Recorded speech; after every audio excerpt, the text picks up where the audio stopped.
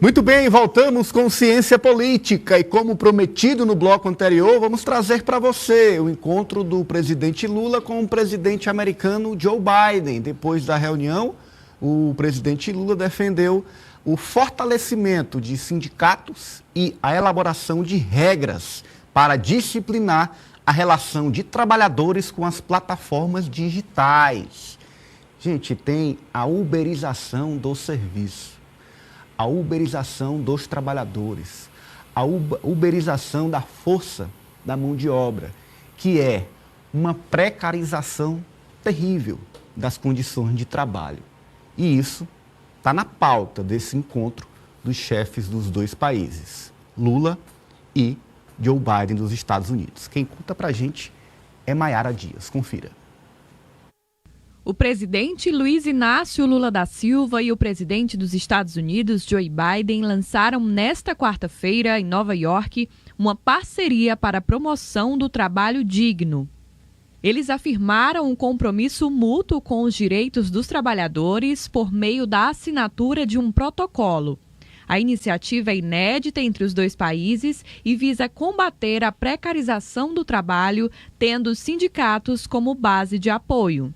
Em seu discurso, Lula enalteceu o caráter histórico da parceria e destacou os desafios atuais, como o fato de que a democracia cada vez mais corre perigo, já que, segundo ele, a negação da política tem feito com que extremistas tentem ocupar espaços. Quando olhamos a geopolítica do mundo, nós percebemos que as oportunidades estão cada vez se fechando e a democracia cada vez corre mais perigo, porque a negação da política tem feito com que setores extremistas, tentem ocupar o espaço em função da negação da política no mundo inteiro. Isso já aconteceu no Brasil, está acontecendo na Argentina e tem acontecido em vários outros países. Segundo o presidente dos Estados Unidos, os trabalhadores é que serão os principais agentes no processo de transformação energética e tecnológica que o planeta precisa enfrentar nos próximos anos. No pronunciamento, o petista também disse que está discutindo uma política de trabalho decente para melhorar a vida dos empregados, em especial aqueles que prestam serviços para plataformas digitais em um contexto de avanço da inteligência artificial. E essa iniciativa proposta pelo presidente Biden, de que a gente faça um plano de trabalho para que a gente possa oferecer à nossa juventude, ao nosso povo, a perspectiva de um emprego decente, do emprego mais qualificado, tentando tirar proveito da transição climática, da transição energética, tentando tirar proveito da inteligência artificial. É preciso que a gente apresente uma proposta concreta para despertar esperança na sociedade, que vive do trabalho no mundo. Lula também defendeu que a desigualdade é responsável por grandes problemas na humanidade. Nós sempre estamos tentando convencer as pessoas ricas que quanto menos pobre existir na humanidade, melhor ainda será possível. Ou seja, a pobreza e a desigualdade não interessa a ninguém. Eu acho que esse gesto nosso pode ser uma esperança para que as pessoas comecem a acreditar que realmente é possível criar um outro mundo. Um mundo mais justo, mais fraterno, mais solidário, em que a humanidade volta a ser humanista, em que as pessoas tenham mais solidariedade. Lula e Biden se comprometeram a impulsionar a adesão de outros países à parceria pelos direitos dos trabalhadores e tentar reverter a situação de exploração existente. Os dois presidentes também querem estabelecer uma agenda centrada em aumentar a importância dos trabalhadores e trabalhadoras em instituições multilaterais como o G20, a COP28 e a COP30.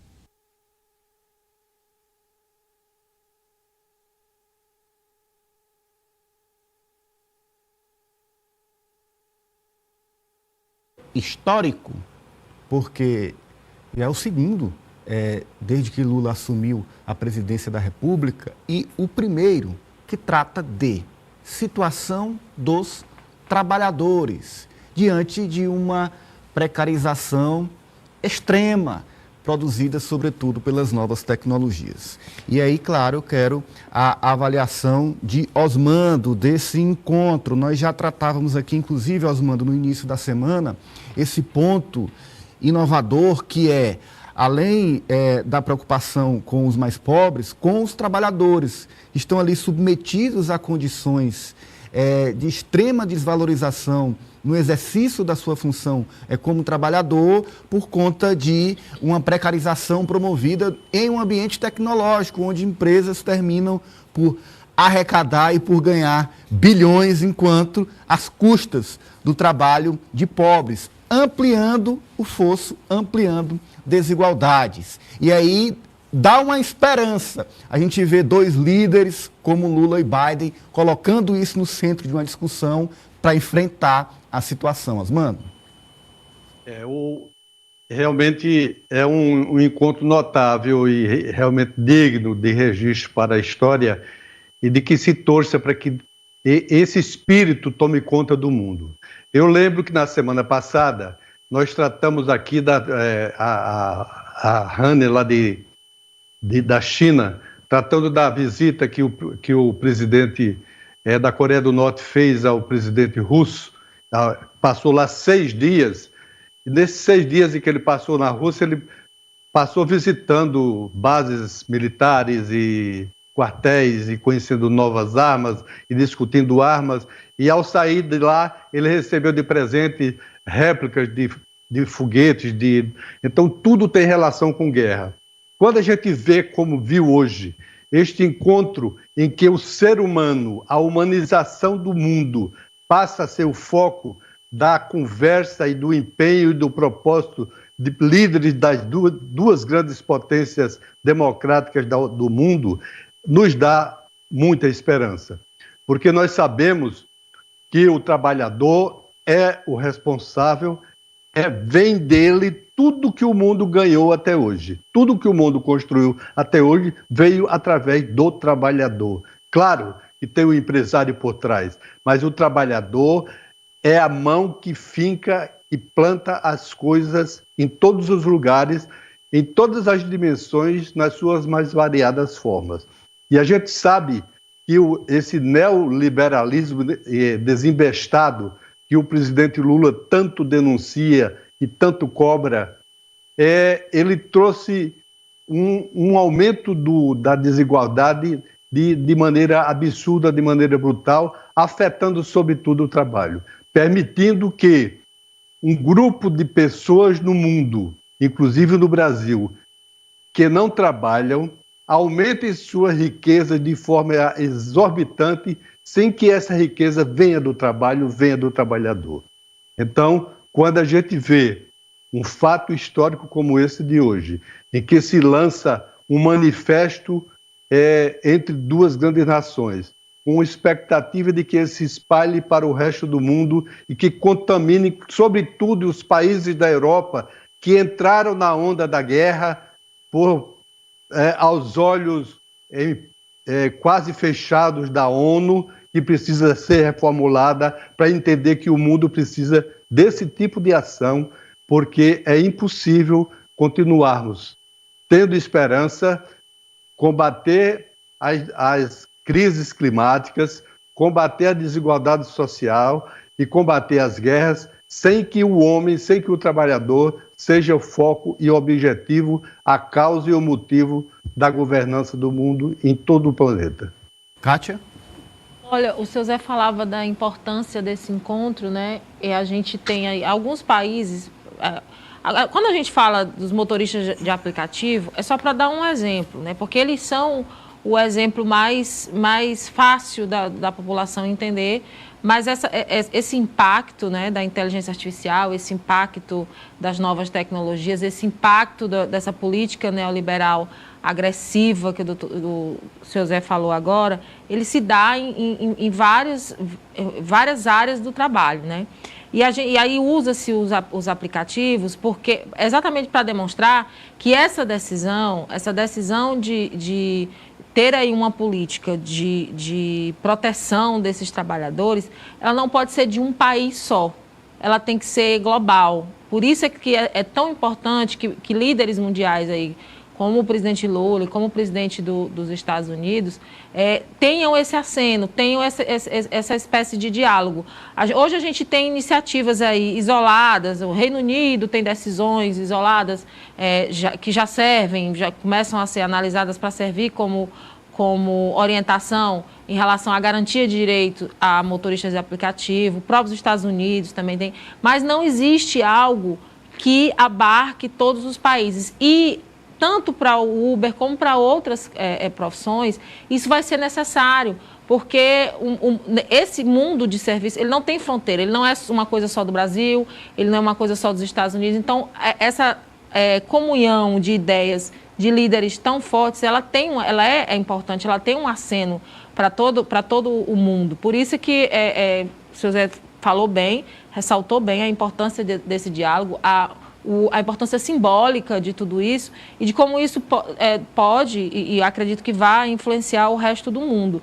Porque da forma que está, a gente tem aí outras consequências para o universo do trabalho e para a própria população mundial, que vai chegar a um ponto que o poder público ele vai ter que lidar com um problema muito maior, né? Que é essa questão aí, a gente vê jovens que ficam com deficiência, não podem mais trabalhar e precisam de ter ali um amparo legal, um amparo do Estado. Isso é custo.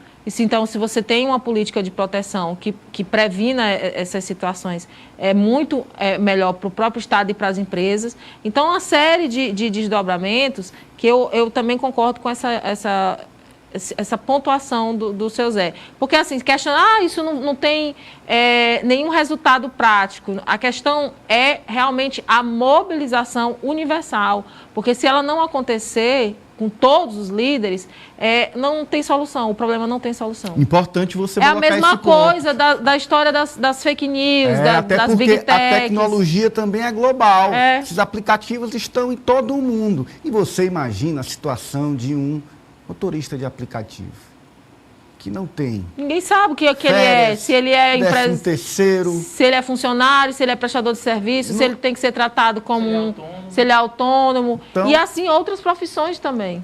Alessia. No News é praticamente uma espécie de subemprego realmente, porque você não tem uma garantia salarial, você não sabe se vai receber pelo menos um salário mínimo ao final do mês, você não tem nenhum tipo de direito trabalhista assegurado. Então, realmente é uma espécie de trabalho que as novas tecnologias proporcionaram para a população na falta de trabalhos formais, na falta de trabalhos que assegurem direitos trabalhistas para as pessoas. E aí eu falo até sobre essa questão também do imposto sindical, de que Lula citou também nesse encontro com Biden, depois foi muito comentado nas redes sociais. A gente viu a necessidade dos sindicatos brasileiros, quando tratam sobre empregos, nos últimos anos, com a retirada constante de direitos trabalhistas, justamente no momento em que os sindicatos estavam fragilizados. Lógico, eu concordo que é preciso achar um meio termo para que esse imposto não seja tão alto, para que tenha, de certa forma, um fundo específico, uma arrecadação talvez específica, um estudo mais elaborado para esse imposto sindical, para fortalecer os sindicatos brasileiros. Mas negar a importância dos sindicatos, principalmente nos últimos anos, onde se aumenta os empregos, mas empregos informais, justamente pela falta de direitos, pela queda no número de empregos formais, realmente é necessário o fortalecimento desses sindicatos, que no final das contas é quem fala pelo trabalhador brasileiro, é quem defende as pautas e esses direitos que foram tão sequestrados nos últimos anos, Ananias. Essa discussão sobre o imposto sindical, Osmando, foi politizada, a verdade é essa. Se colocou no pleito político esquecendo os trabalhadores.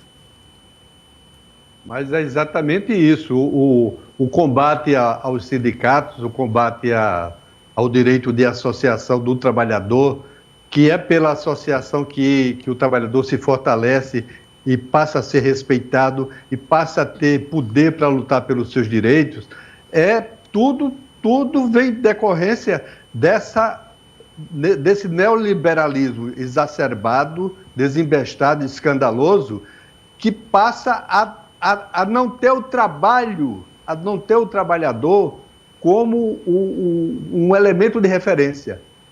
Porque os ganhos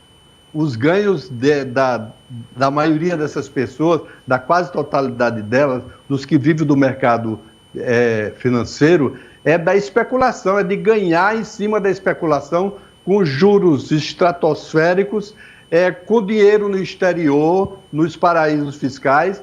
E isso acontece no mundo todo, essa precarização do trabalho acontece no mundo todo e não é só em decorrência das tecnologias que surgiram, é em decorrência da redução, da extinção de postos de trabalho, da redução dos salários, da diminuição da renda, da contaminação psicológica que o trabalhador passou a ter no mundo todo. Nós vivemos num momento crucial, é porque ninguém teve até hoje a coragem de discutir isso como Biden e Lula estão fazendo nesse momento.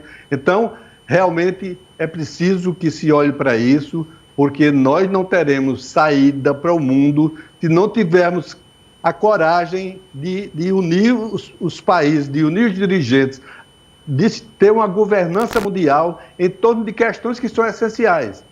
Clima, desemprego, aumento da desgraça, da violência, guerras e todo um conjunto de coisas que precisa ser construído para que tenha um mundo mais humanizado. Importante a gente estar tocando, discutindo e ampliando este debate, porque diz respeito exatamente sobre a vida de você que está assistindo a gente, que está na nossa audiência.